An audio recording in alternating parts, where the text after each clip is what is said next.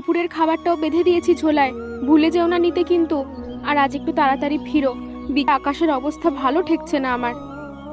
ধন্যবাদ সাবিত্রী, তুমি সব সময় এত যত্ন করো। আমি সত্যি ভাগ্যবান একজন স্বামী।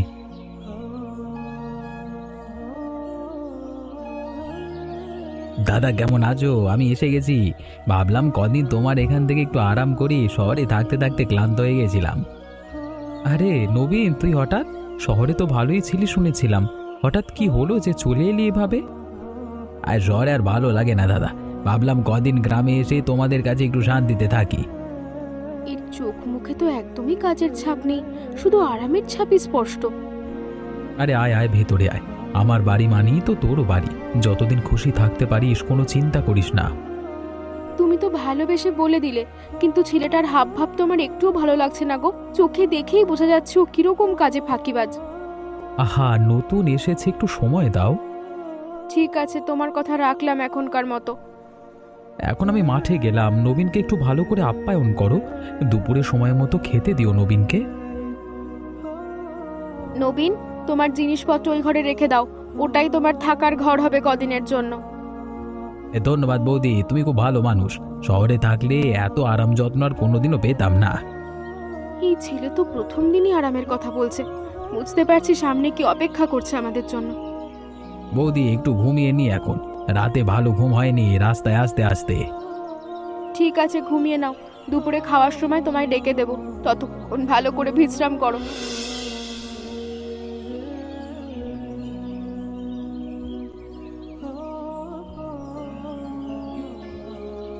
বৌদি, তোমার হাতে রান্না তো দারুণ, আর একটু ভাত দাও তো, আর একটু ডালও দিও সাথে।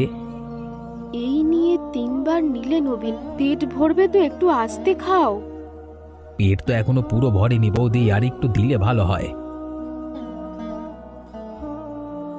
দেখেছো, খাওয়া হয়ে গেলে থালাটাও ধুলো না, আর দেখো এখনই ঘুমিয়ে পড়েছো। তুমি তো ওকে ভালোবেসে আশ্রয় দিলে, কিন্তু ও তো ঘরের একটা কুড়োও কিছু করে না, শুধু খেয়ে আর ঘুমিয়েই দিন কাটায়। হ্যাঁ, একটু বেশি আরাম করছে দেখছি, কিন্তু কি করব বলো, ও তো আমার ভাই। কদিন দেখো ঠিক হয়ে যাবে হয়তো। দেখা যাক, কিন্তু তবে এই তো সেই পর্যায়েও পার করে ফেলেছে মনে হচ্ছে। এত চিন্তা করো না সাবিত্রী, ও তো সবে এসেছে, ধীরে ধীরে সব ঠিক হয়ে যাবে। দেখো, একটু সময় দিই ওকে।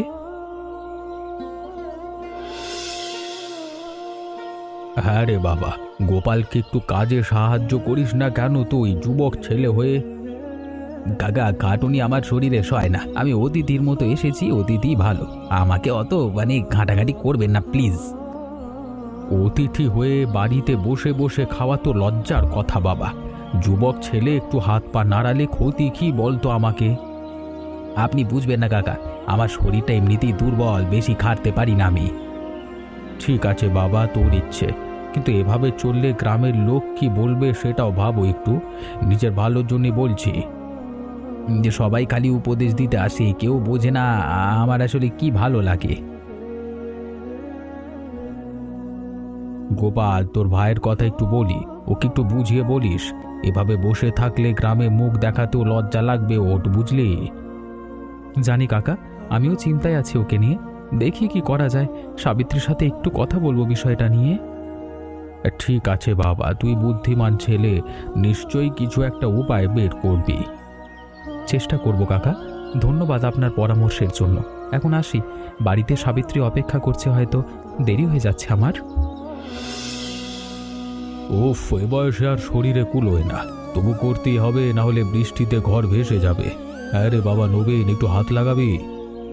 ঘরের চালটা তুলতে বড্ড কষ্ট হচ্ছে আমার একার পক্ষে, এ বয়সে আর সামলাতে পারছি না। যেটা আমার গায়ে বল নেই, আমি ওসব ভারী কাজ করতে পারবো না। ঠিক আছে বাবা, তুই বিশ্রাম নে তাহলে, আমিই করে নিচ্ছি যতটা পারি। কারোর ভরসায় বসে থাকা ঠিক না, তাই না?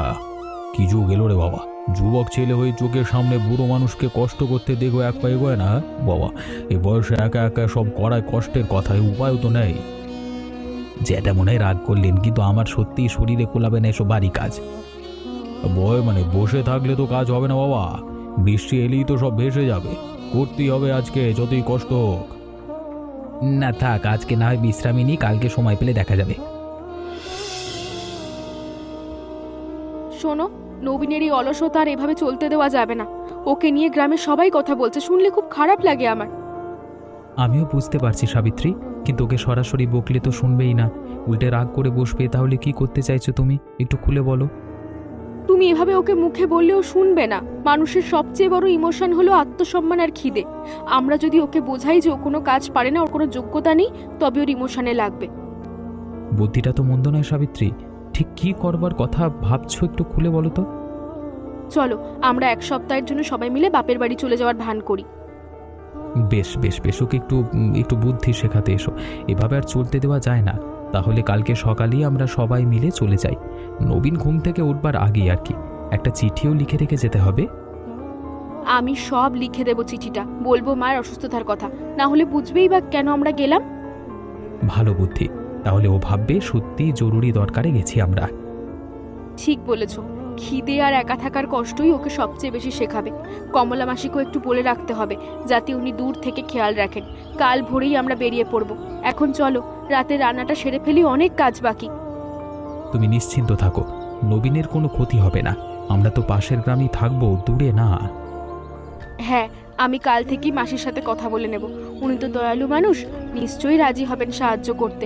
ওনার ওপর ভরসা করা যায়।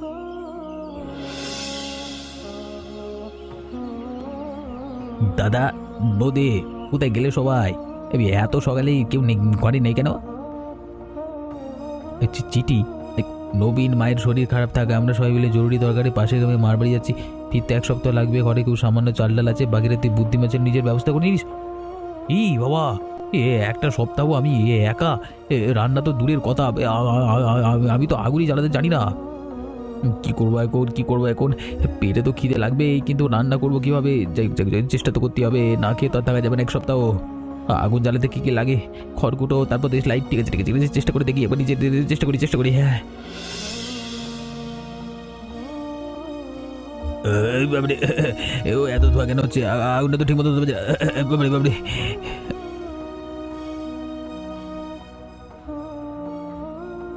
কি হয়েছে রে বাবু, এত ধোঁয়া কেন?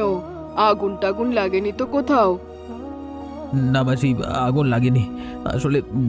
দাদা বৌদি বাড়ি নাই, আমি রান্না করতে গিয়ে অবস্থা করে ফেলেছি।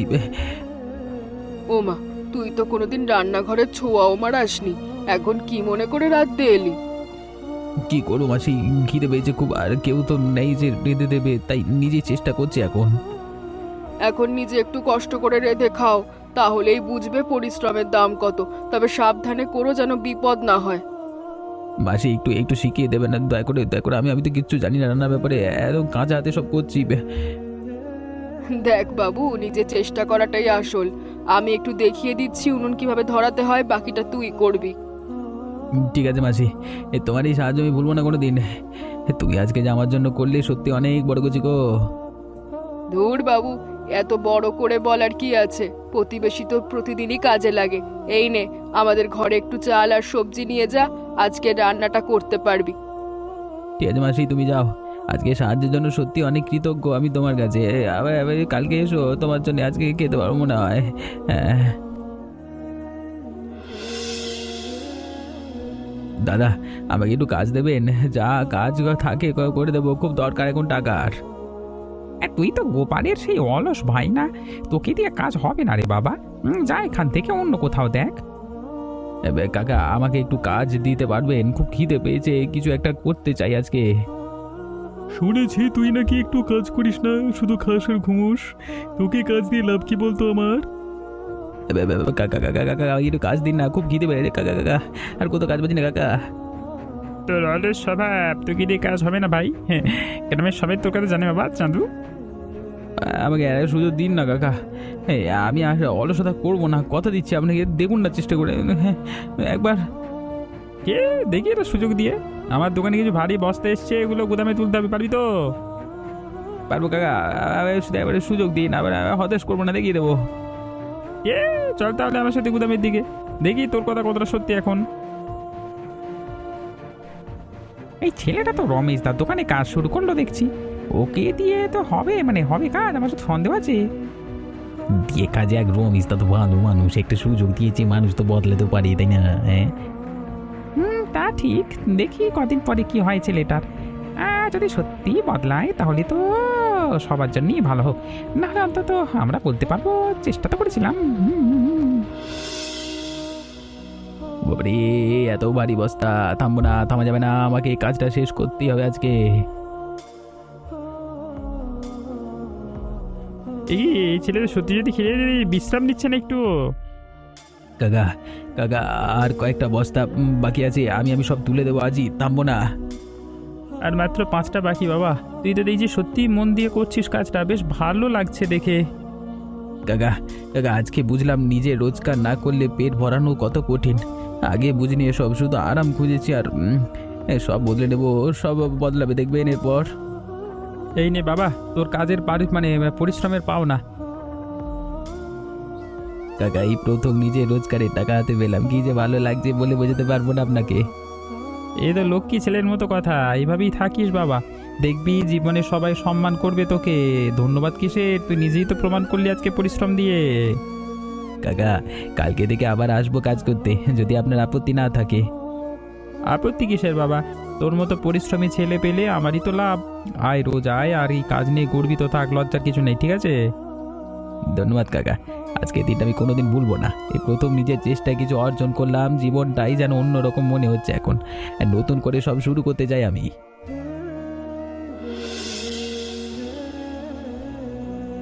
আজকে সকালের চেয়ে অনেক ভালো হচ্ছে মনে হয়, ধোঁয়াও কম হয়েছে এবার।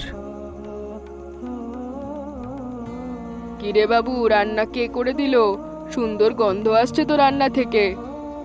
মাসি, আমি নিজেই করেছি, তুমি একটু খেয়ে দেখো না কেমন হয়েছে। বাহ, খুব চমৎকার হয়েছে রে বাবু। যে ছেলে এক ঘটি জল গড়িয়ে খেত না, সে আজ সুন্দর রান্না করেছে। তোর এই পরিবর্তন আমার খুব ভালো লাগছে। সবই তোমার শেখানো মাসি, তুমি না শিখিয়ে দিলে আমি কিছুই পারতাম না। আজকে সত্যি বুঝলাম নিজের হাতে কিছু করবার আনন্দটাই আলাদা। এই তো এবার আসল কথা শিখলি। তুই বসে খা, আমি চলি এখন, রাত হয়েছে। ঠিক আছে মাসি, আবার কালকে এসো। আজকের জন্য তোমায় ধন্যবাদ। আসবো বাবু, এই নতুন উৎসাহ দেখে ভালো লাগছে। এভাবেই এগিয়ে যা। আজকে প্রথমবার মনে হচ্ছে আমি নিজে কিছু একটা করতে পেরেছি। এই অনুভূতিটা সত্যি অন্যরকম। কালকে সকালে আবার রমেশ কাকার দোকানে যাব কাজে, আর একটু ভালো করে রান্নাটাও শিখে নেবো ধীরে ধীরে। আজকে প্রথমবার নিজের তালাটাও নিজে ধুয়ে রাখলাম, আগে তো এইসব ভাবতামই না কখনো। এই কদিনে যেন আমি এক অন্য মানুষ হয়ে গেছি, নিজেকেই চিনতে পারছি না ঠিক করে। তবে এই পরিবর্তনটা হেভি লাগছে। দাদা, বৌদি, তোমরা ফিরে এসছো, কতদিন পর দেখলাম। কেমন কাটলো সপ্তাহটা নবীন? একা একা কষ্ট হয়নি তো খুব? দাদা, তোমরা গিয়ে খুব ভালো করেছো। তোমাদের অভাব আর কমলা মাসির কথাগুলো আমাকে বুঝিয়ে দিয়েছে আমি কত বড় অলস অপদার্থ ছিলাম এতদিন। সত্যি বলছিস নবীন? এখন থেকে কাজে হাত লাগাবি সত্যি সত্যি? আমি আর কখনো অলসতা করবো না বৌদি, কথা দিলাম তোমাদের সবাইকে। রমেশ কাকার দোকানে কাজ করে নিজের রোজগারের টাকাটাও পেয়েছি কদিনে। এই তো আমার আসল ভাই, তোকে নিয়ে আজকে আমার সত্যি গর্ব হচ্ছে রে। তোমাদের এই ছোট্ট চালিয়ে আমার চোখ খুলে গেছে গো, আর কখনো তোমাদের লজ্জায় ফেলবো না, এই কথা দিলাম। তাহলে চল ভেতরে গিয়ে সবাই মিলে আজ একসাথে বসে খাই। নবীন, আজ কিন্তু তুইও রান্নায় হাত লাগাবি, দেখবো কেমন শিখেছিস। অবশ্যই বৌদি, দেখো কেমন শিখেছে কদিনে। তাই নাকি? তাহলে আজকে দুদিন দুজনে মিলেই রান্না করব, দেখি কার হাতের রান্না ভালো হয়। দেখলে তো আমার বুদ্ধিটা কেমন কাজ করলো?